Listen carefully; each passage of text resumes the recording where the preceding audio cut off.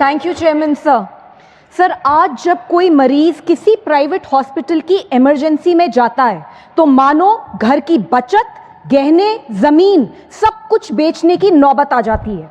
आप हॉस्पिटल के अंदर जाइए, बेड्स की कैटेगरी देखिए, डिलक्स, प्रीमियम, स्वीट, इनका रूम रेंट कई बार 5 स्टार होटल से भी ज्यादा होता है। आपसे पहला सवाल पूछा जाता है, इंश्योरेंस है? जैसे ही जवाब हाँ होता है, मीटर चालू हो जाता है। कमरे में पहुंचते ही thermometer, disposable gloves, mask, sanitiser सब कुछ बिल में जोड़ दिया जाता है। हम डॉक्टरों के इलाज पर सवाल नहीं उठा रहे हैं, हमारी जिंदगी बचाते हैं, वो भगवान समान है। डायग्नोस्टिक टेस्ट बिल्कुल जरूरी हो सकते हैं, लेकिन कई बार हॉस्पिटल्स के दबाव में बढ़ा चढ़ाकर लिखे जाते हैं। जेनरिक की जगह महंगी ब्रांडेड मेडिसिन लिखी जाती हैं जो बाहर 15 to 20% डिस्काउंट पर मिलती हैं, लेकिन हॉस्पिटल में पूरी कीमत पर बेची जाती हैं। नर्सिंग चार्ज, डॉक्टर विजिट फी, रूम रेंट, सब कुछ इतना महंगा। बिल ट्रांसपेरेंट नहीं होते, बल्कि उनमें हिडन चार्जेस और अनएक्सप्लेन्ड फीस होती हैं।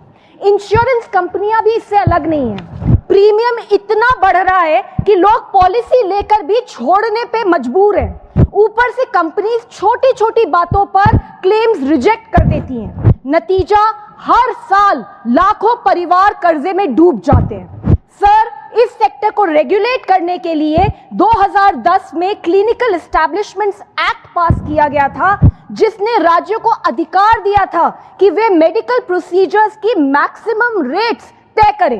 लेकिन आज भी सिर्फ 12 राज्यों ने इस कानून को अपनाया है। यहां तक कि देश की राजधानी दिल्ली ने भी ये कानून नहीं अपनाया। इसलिए सर, मेरी मांग है, नंबर 1, क्लिनिकल एस्टैब्लिशमेंट्स एक्ट को सभी राज्यों में मैंडेटरी बनाया जाए।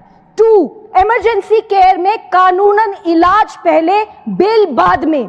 3, हॉस्पिटल्स में ट्रांसपेरेंट एंड रीजनेबल बिलिंग होनी चाहिए।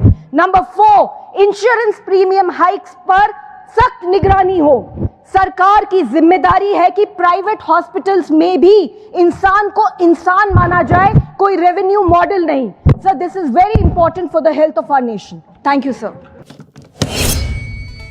देश दुनिया की रखी खबर हर रोज हर शाम कानो कान सुनते रहें द लेंस पॉडकास्ट। रही अपडेट लेंस के साथ।